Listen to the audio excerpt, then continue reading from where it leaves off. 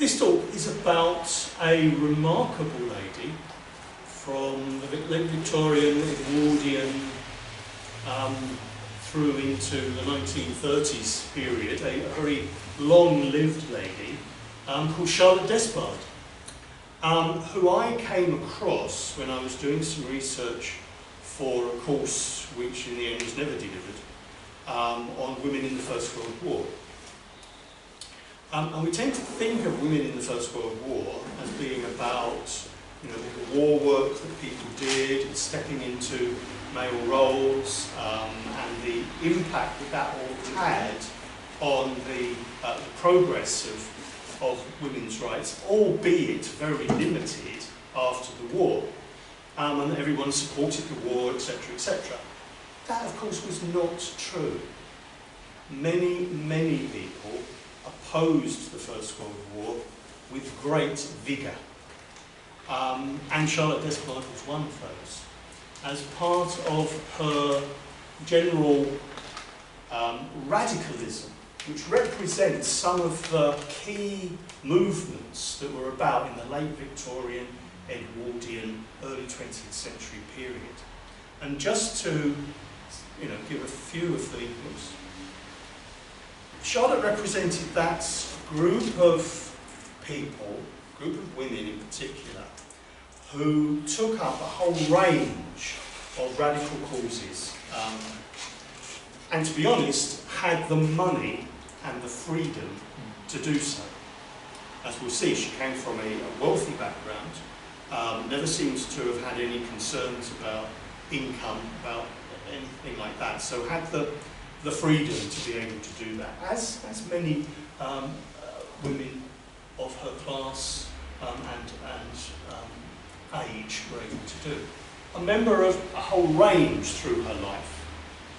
She was 95 when she died, of left-wing groups, from the Marxist Social Democratic Federation in the 1880s, 1890s, through the Independent Labour Party that we associate with Keir Hardie, then the Labour Party itself, and then finally the Communist Party of Great Britain, towards the end of her life. She was an ardent pacifist. She opposed all war, all violence, which is part of what makes her different to some of the other groups. She was a novelist, as many women of her class were at that time. Not a terribly successful one, but it gave her a vehicle for her to be able to express some of her views.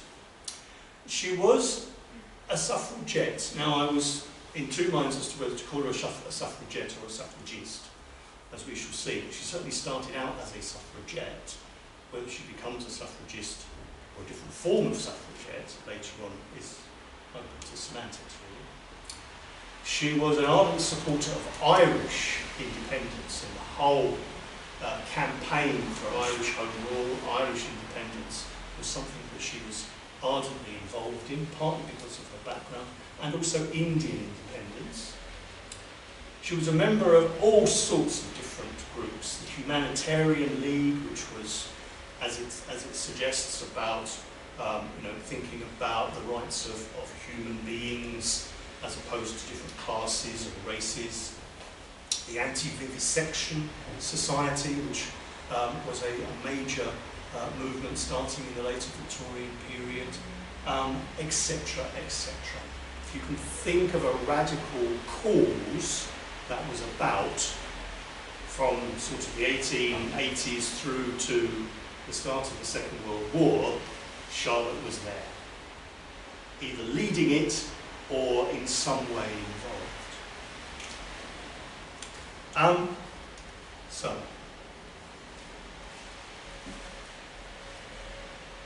Born in 1844 as Charlotte French,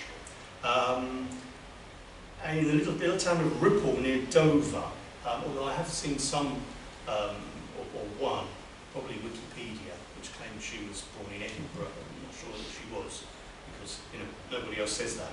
One of 6 sisters and a brother, John French. That name might mean something to you. Come to him in a moment. Now, John was 8 years younger than her, and was her complete opposite in attitudes, in values, etc.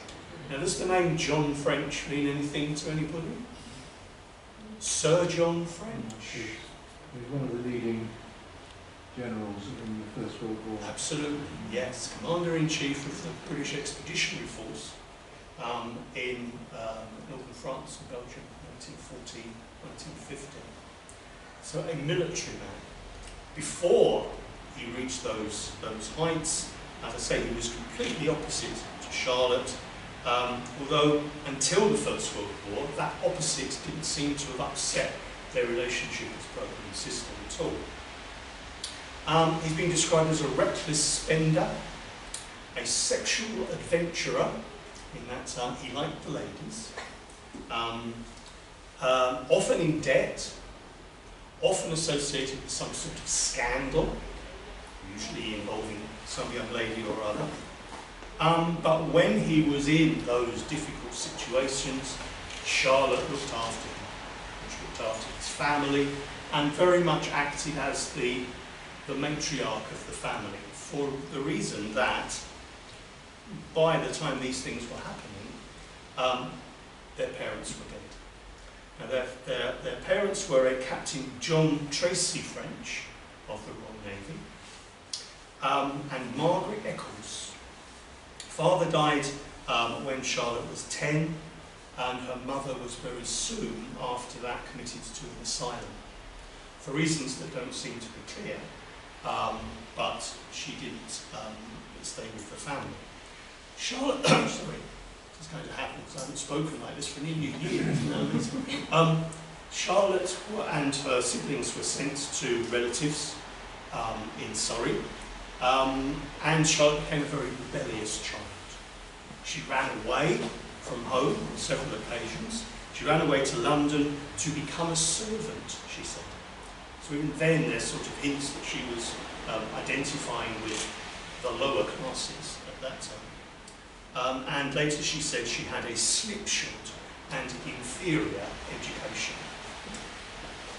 Partly because she ran away, partly because she was a girl, even in those times. So even at an early age, she was showing the sorts of characteristics, the sort of personality that would dominate her life. So here he is, yes, here he is. Here's Sir John French in all his glory as Commander-in-Chief of the British Expeditionary Force in 1914.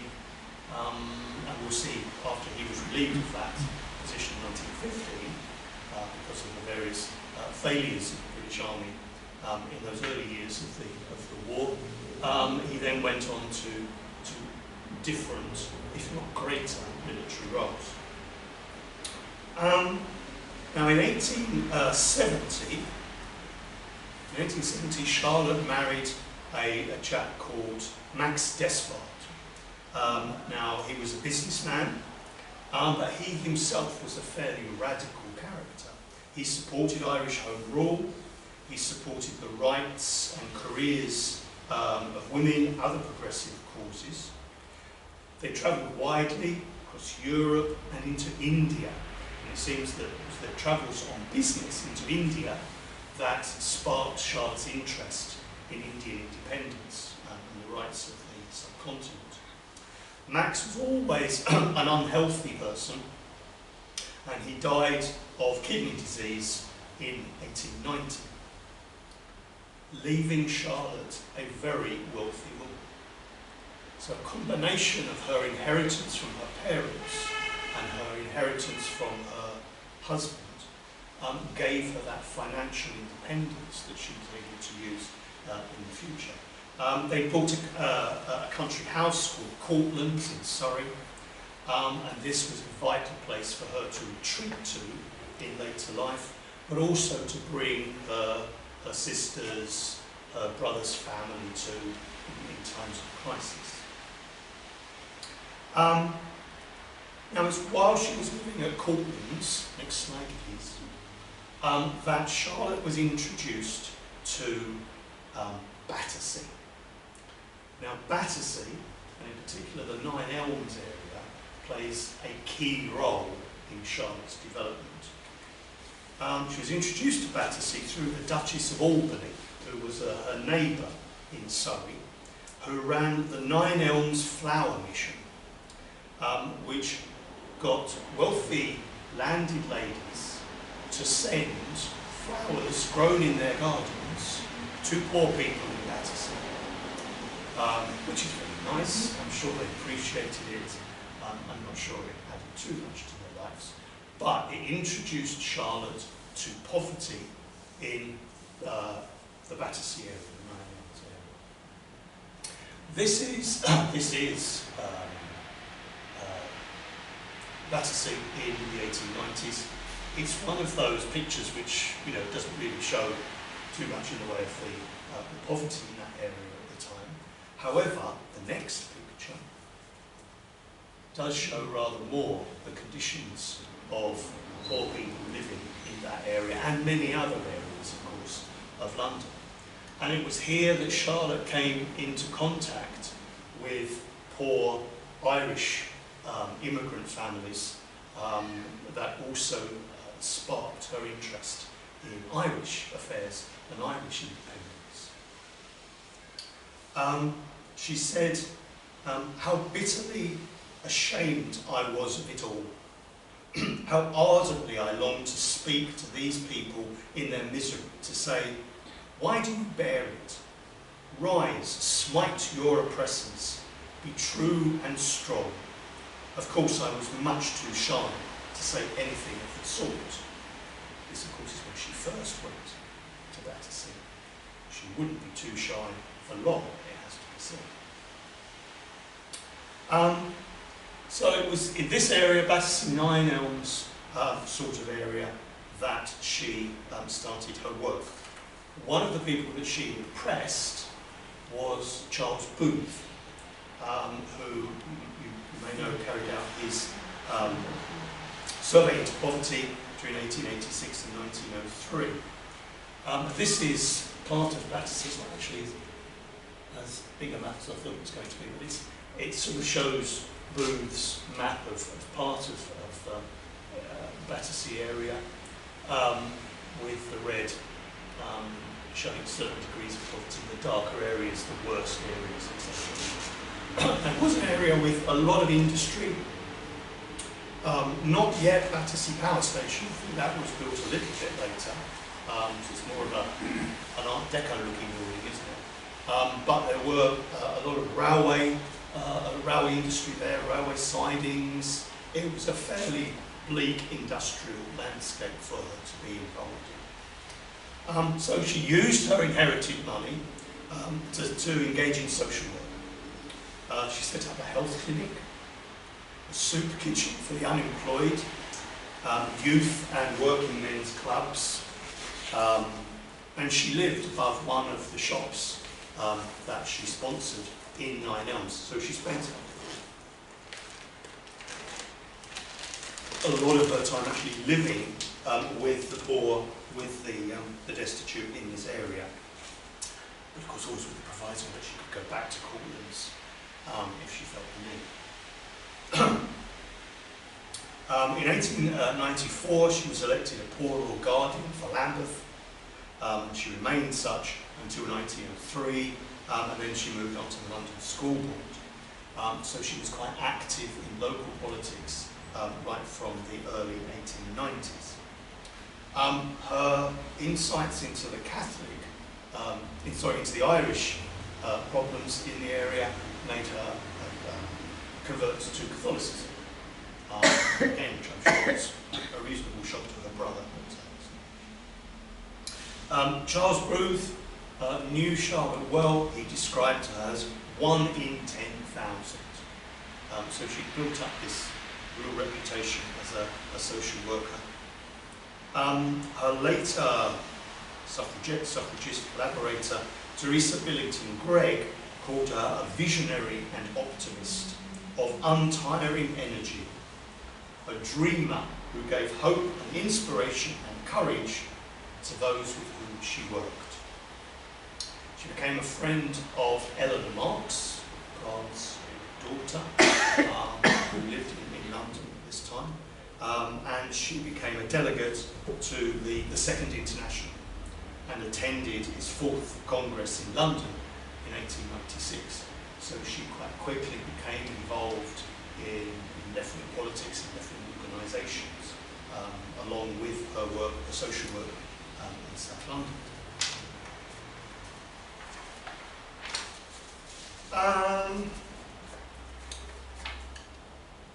Next slide. Absolutely no use to me. Now, as I say, she wrote novels and she wrote other books.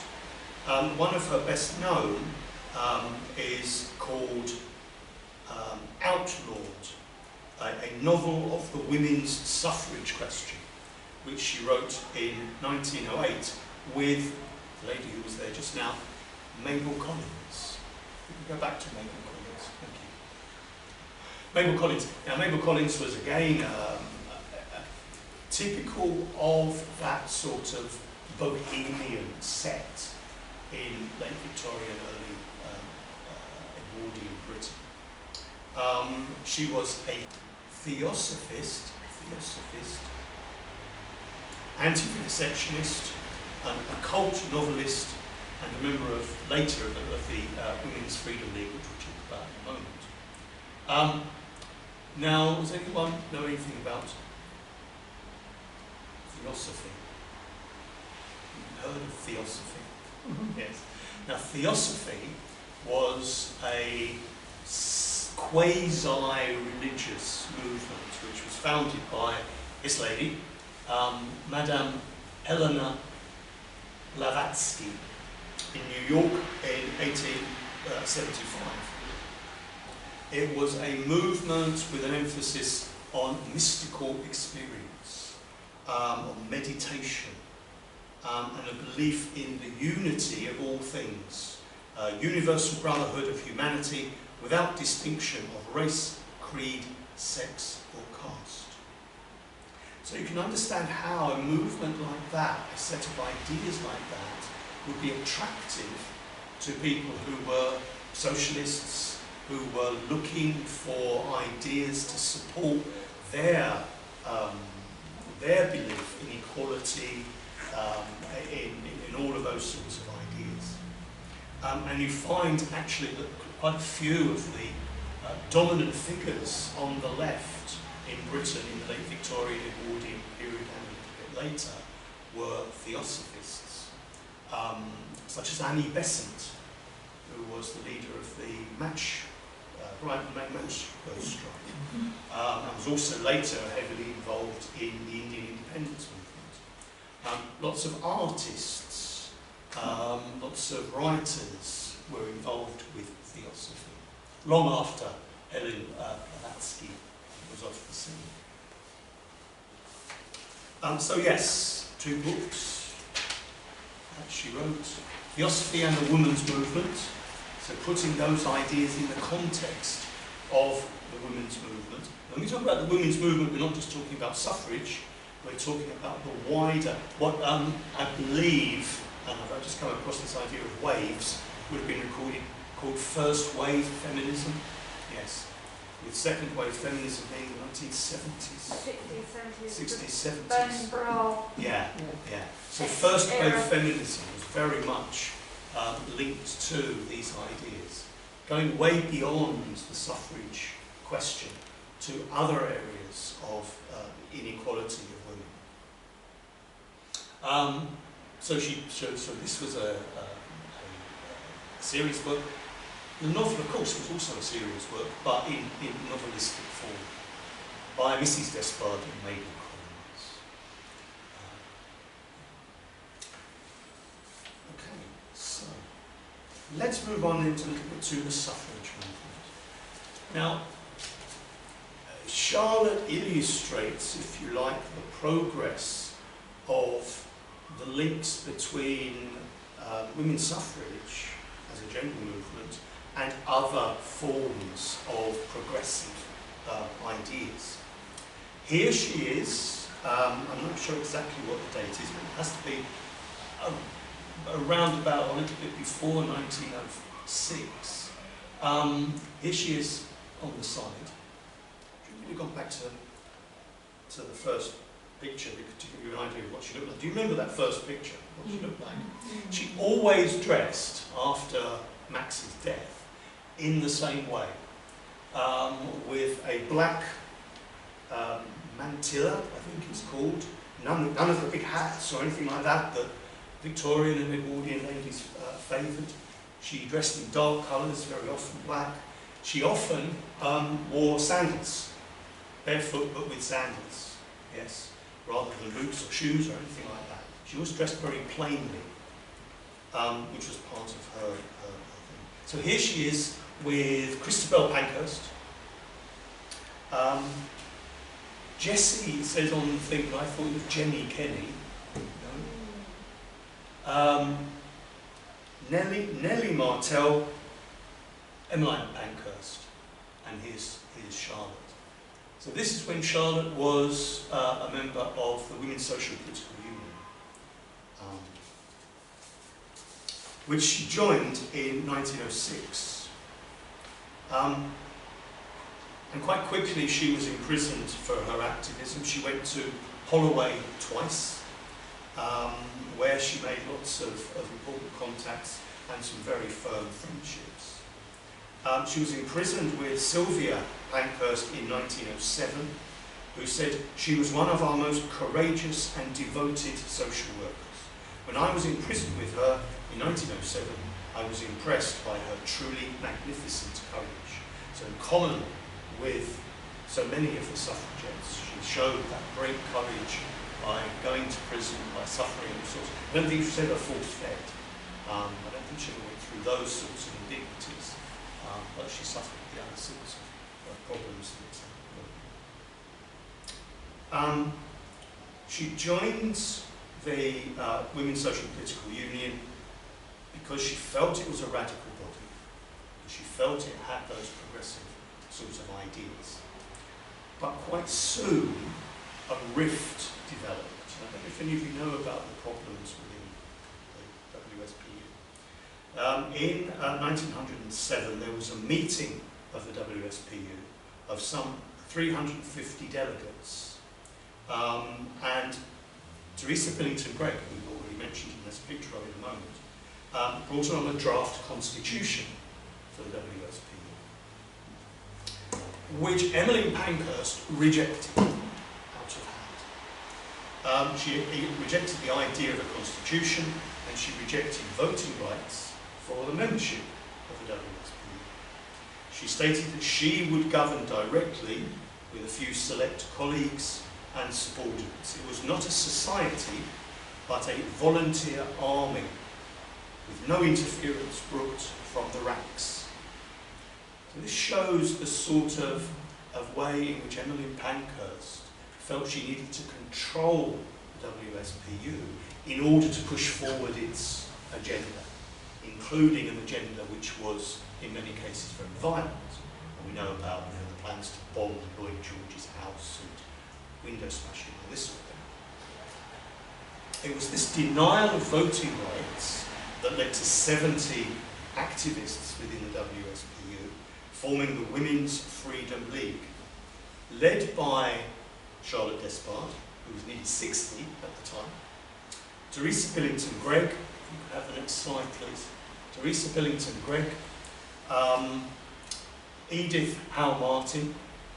I love the idea that there are all these postcards of these prominent suffragists around. If you look at some sort of collections of Edwardian postcards, not only do you get sort of stars of, say, stage and screen, but stage at the time and all these others, but political figures, such as this. And if you were a budding suffragist, you could send these to your friends. That's my grandmother did, not these, unfortunately.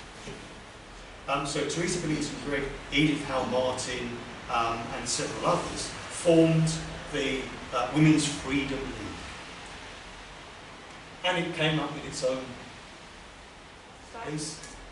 Oh, here we are. This is Charlotte, and a lady called Alison Nellens, and a couple of unidentified ladies in 1908 on the Women's Freedom League caravan tour.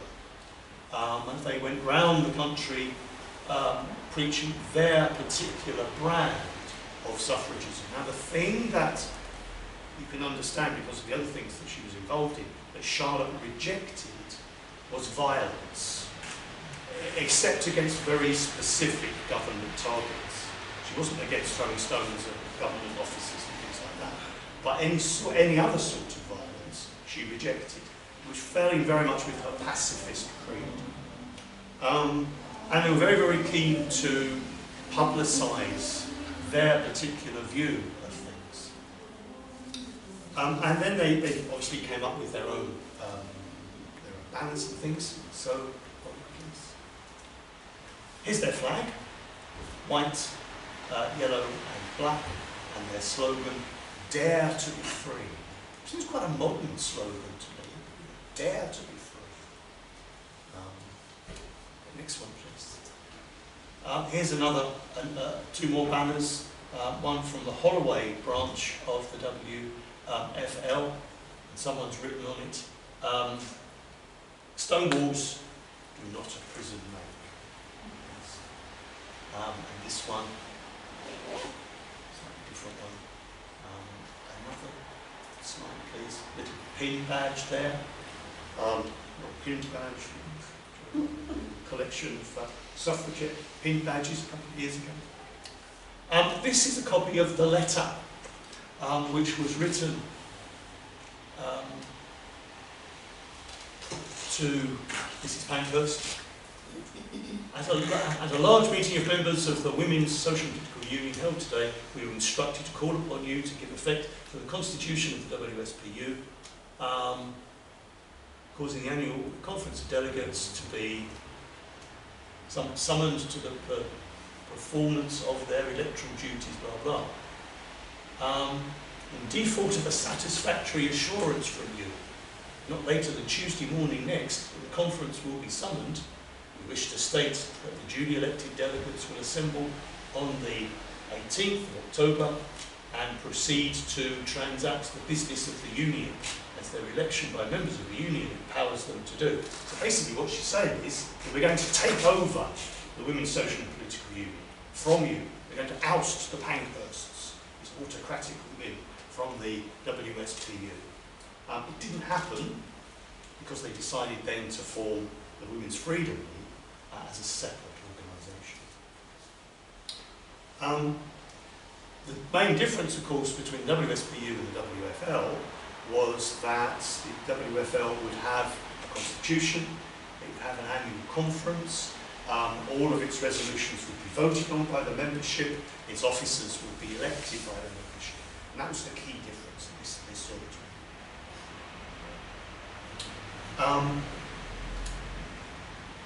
She's described as a tireless and popular leader, a striking figure with her thin, sharp features and grimly tight lips.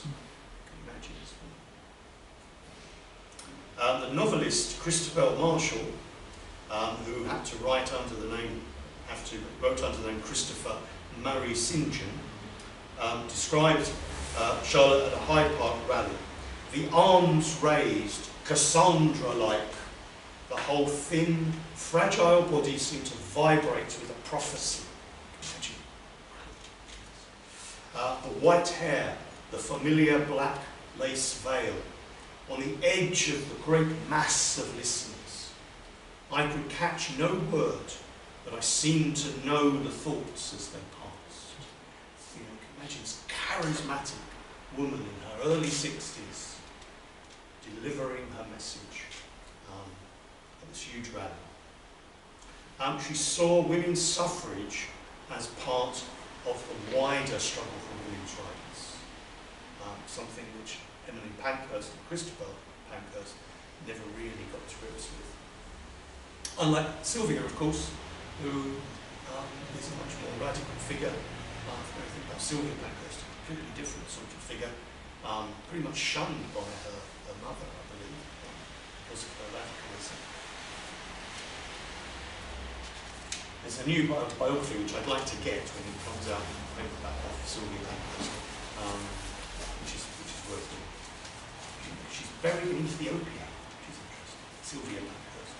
But she was out there in the 30s, fighting against the Italians, basically, not literally, but she was there supporting the Ethiopians against the Italian invasion of Ethiopia in the 30s. She promoted, where are we? So, okay, next slide, please. And here's a photo of Charlotte at the head of a WLF meeting. It's actually a procession for the 1911 coronation, the coronation of George V. But they are there with all their banners. The names on the banners, I'm not too sure, but I suspect that they are imprisoned members of the Women's Freedom League who are being advertised. And it's also quite interesting, we've got a lady here in academic gear, which shows the support, the broad support that the League had across the spectrum of women. Next slide, please. Now here is Charlotte on the verge of being arrested, with Edith Howe Martin and a lady called Emma Simpson. This is around 1914, so it's a bit later than some of the others. Policeman seems fairly happy. I think if these ladies were particularly small, or that policeman was particularly big. He does look quite large, doesn't he? Next slide, please. One back. Next one. Oh, it's that one. Okay. So here is Mrs. Despard and Mrs. Cobden Sanderson waiting for Mr. Asquith prior to being arrested on August the 19th, 1909. It's quite an interesting sort of picture. Going there to protest peacefully at the door of number 10 Downing Street prior to being arrested. Next slide, please. And here they are again. Lady with her baby. Quite a nice little poster up there. What's sauce for the gander is sauce for the goose.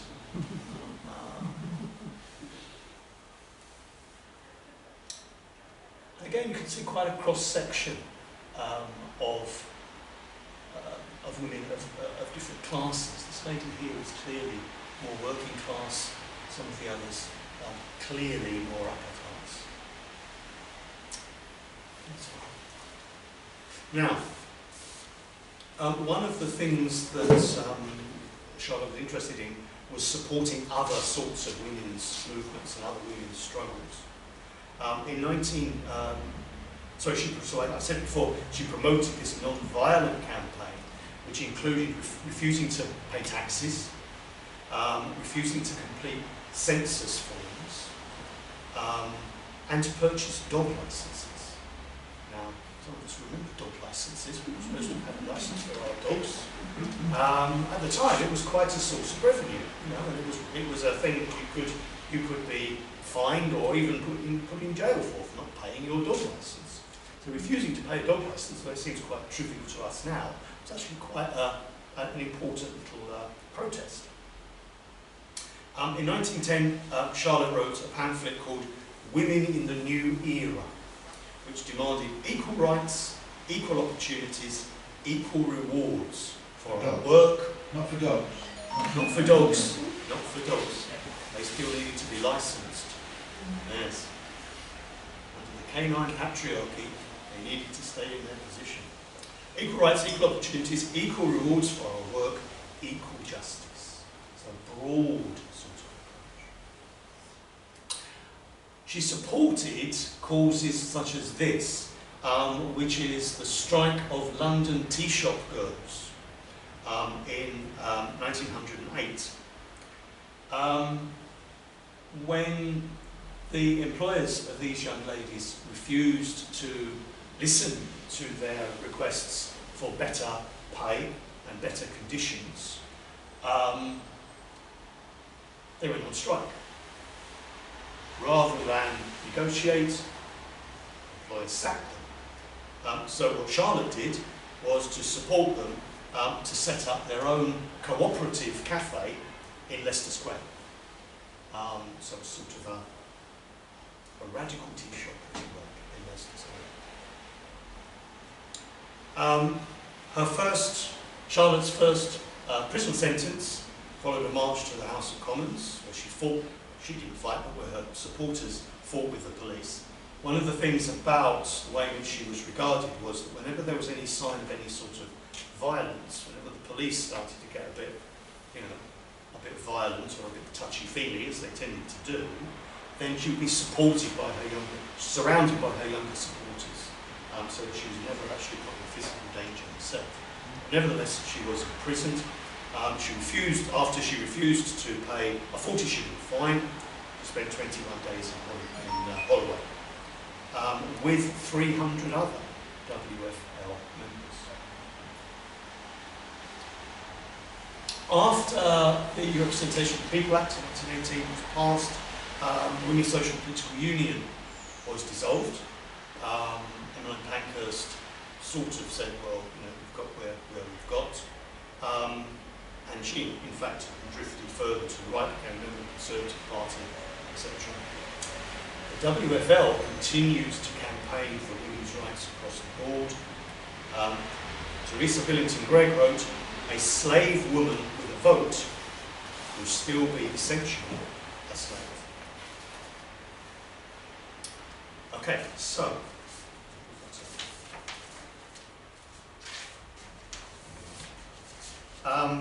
next slide, please. Now, as I said, Charlotte was a radical pacifist, one of her many attributes. Here's a picture of her in Trafalgar Square at a socialist rally after the First World War. Her history of pacifism went back to the turn of the century. She was virulently opposed, as were many, many, many people, to the Second World War, seeing it as an imperialist war, which of course it was. They're really about gold rather than about anything else. Come the First World War, she opposed the First World War. Like many socialists, she believed that war would be impossible if working classes of all the countries of Europe refused to fight each other. It didn't happen. Rather utopian attitude. But she opposed the war as just as an evil. And then come conscription in 1916, she was at the head of the opposition to that conscription. She helped found something called the Women's Peace Crusade, which actually came out of Glasgow. Glasgow, of course, is the other great radical centre in this country after the First World War. It is in Glasgow that you see troops deployed, you see tanks on the streets, you get the 1919 police strike and all of that. Glasgow is a real centre of radicalism. And during the war, that was very much the case. Women's Peace Crusade was founded in Glasgow, as was the Women's International League, which sought to pursue internationalist rather than nationalist solutions to the problems that led to the war and would come out of the war. It's worth saying that the Peace Crusade was led by a lady called Helen Crawford, with a U, who was a member of the Independent Labour Party and is best known as an organiser for the Glasgow rent strike in 1915. So even during the middle of the war, there's these radical movements happening. In 1915, Charlotte attended the International Congress of Women in The Hague, the purpose of which was to push for a negotiated settlement to the war. A negotiated settlement which would have no annexations, no reparations, no changes of land in various empires, would return very much to the status quo before the start of the war. She was one of 166 women from this country. There were 190 who actually applied to go to The Hague. The rest were refused their passports by the British government. But Charlotte was one of the members that were allowed to go. If we could have, hope the next slide, here they are. Here's some of those ladies. There's Charlotte there.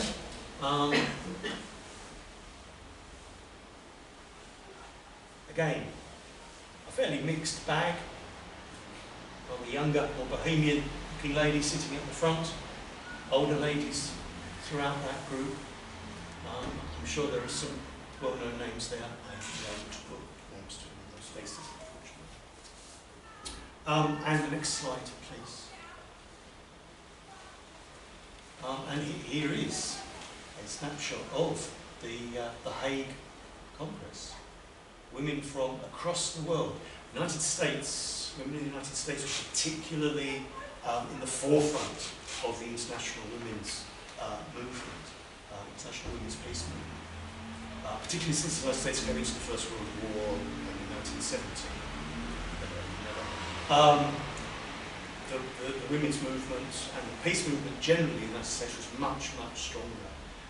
Partly because they wanted to keep the United States out of the war, but also because radicalism in the United States in the early 20th century was really getting going. In a way which we don't perhaps appreciate, because the Americans were good at repressing their radical groups.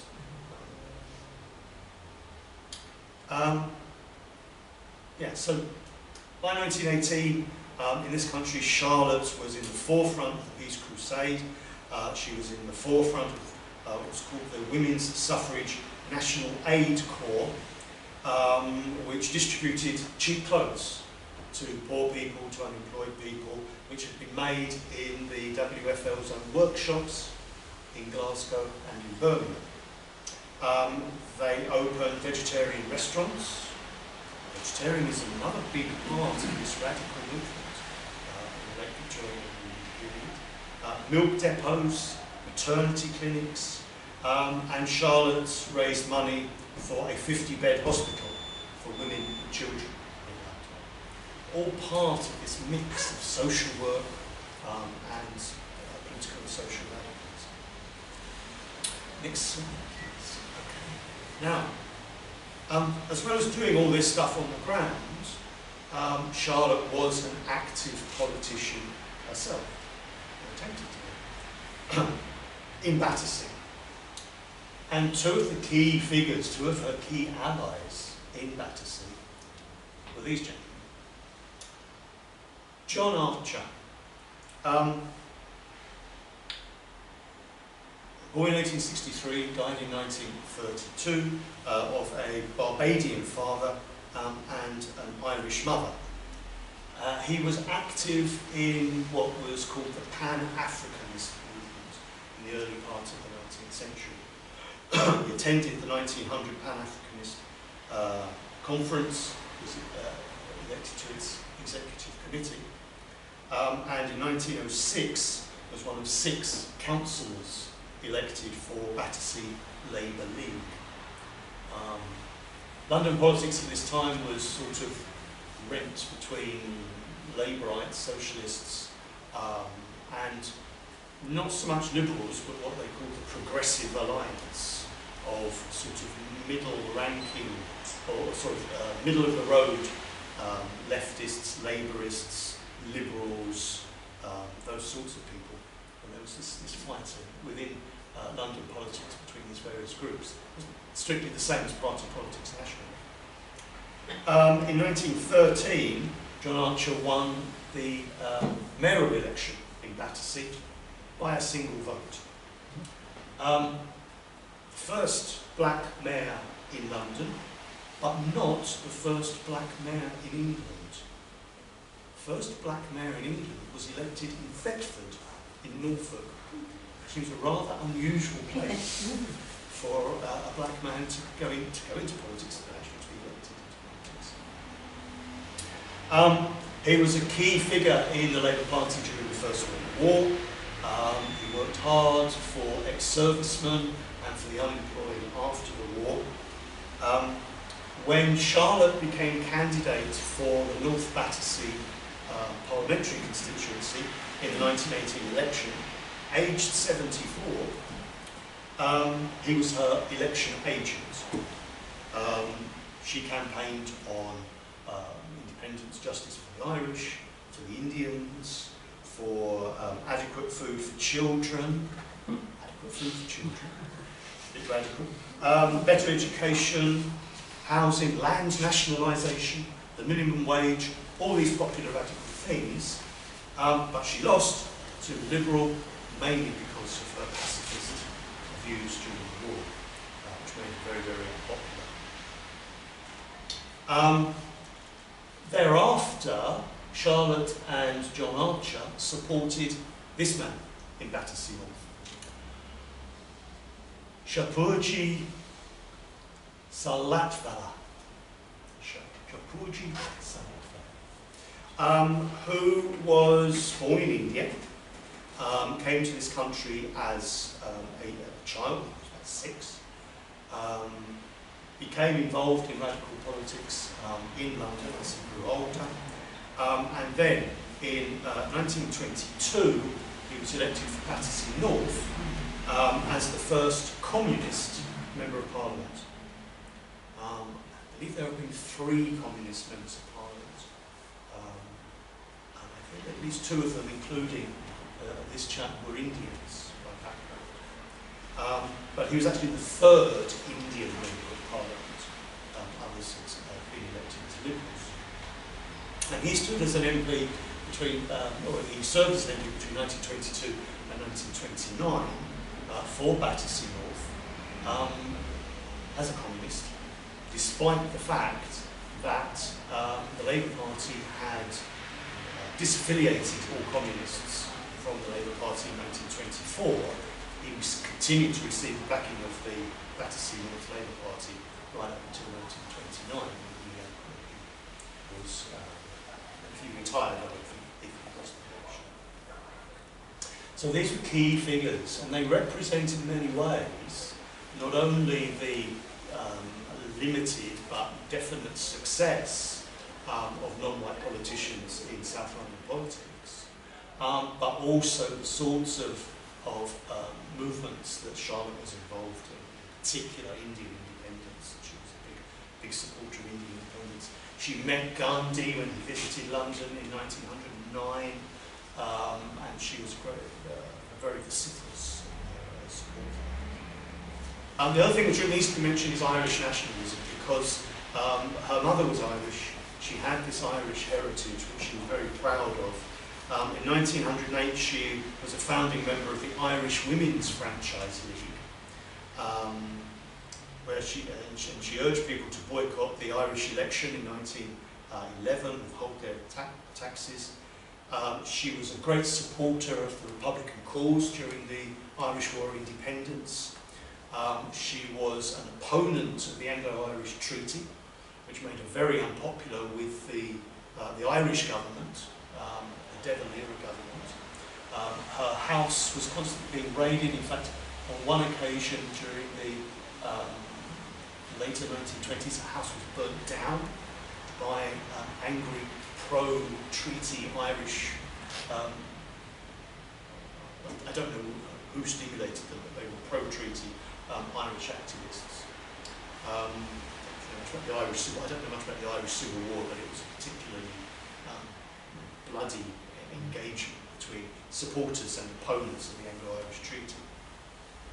What made it particularly interesting, from Charlotte's point of view, was that in May 1918, her brother was appointed Viceroy of Ireland, Lord Lieutenant of Ireland. So you had this situation where Charlotte would be driving around the Irish countryside with radical Republicans, being stopped by the British Army, who were then told, well, this is the sister of the Lord Lieutenant. And she was allowed to go on her way, surprisingly. But this was one of, apart from the war, this was the thing which really broke the relationship between Charlotte and her brother.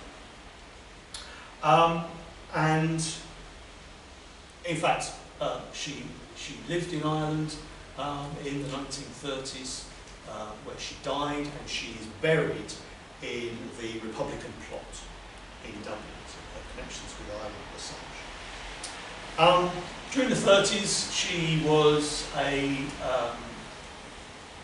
very active anti-fascist. This is her, again, in Trafalgar Square in 1933 at an anti-fascist rally.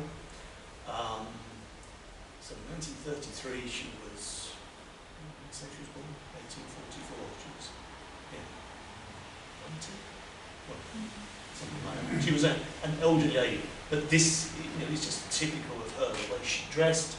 She's got shoes on, she's not wearing her sandals, but she's this dominant figure, even in her later years. She was involved in she was vice president of the London Vegetarian Society in 1931. Very active in that movement, as were people like George Bernard Shaw. Bernard Shaw was a very active vegetarian. In 1930, she joined the Communist Party of Great Britain, went on a tour of the Soviet Union, as many people did, and came back full of praise for the Soviet Union. She only saw what they wanted him to see, as did many who became communists in the 1930s and who saw the Soviet Union as the future, not knowing about what was going on behind the scenes. And it was her connections with communism that led her to become sort of an iconic figure for the Communist Party of Great Britain. And in fact, after she died, Harry Pollitt, who became the long-term General Secretary of the Communist Party of Great Britain, described her as the only real saint I've ever met. So she died in November 1939, just after the outbreak of the Second World War, which I'm sure may even have contributed, elderly though she was, to her death. The idea of another world war breaking out for such a passionate pacifist must have been very, very difficult. So there she is, Charlotte Despard. She's not so much honoured today, but there were lots of buildings around Battersea, Clapham area that bore her name. There's only one street which bears her name in London, and that, for some reason, is way up in North London, nothing to do with Despard Street. This is a plaque on a building in Lavender Hill. It's on the border of Battersea and Clapham. The Lavender Hill of Lavender Hill Walkway, of course, which she had used as a clinic, a place for people to go, and she donated to the Labour Party at some point. Yeah, so that's Charlotte Despard. Very interesting. And I think it's interesting also in that her story, along with those of lots of others, when you think about Teresa Billington Gregg and Edith Howe Martin and lots and lots of other people, provide a parallel but different story to the Pankhurst suffragette movement and to Vincent Fawcett's longer name organisation. National Union of Women's Suffrage Societies. National Union of Women's Suffrage Societies, yes. And of course, recently, Vincent Fawcett has become a figure who has been honoured with a statue and things. And whether someone like Charlotte Despard would ever be allowed a statue, given her radical background and her communism at the end of her life, I think it's highly likely. Let's see statues of Charlotte Despard, Sylvia Pankhurst, and other such women erected. Good. Okay, thank you very much. Thank you. Thank you.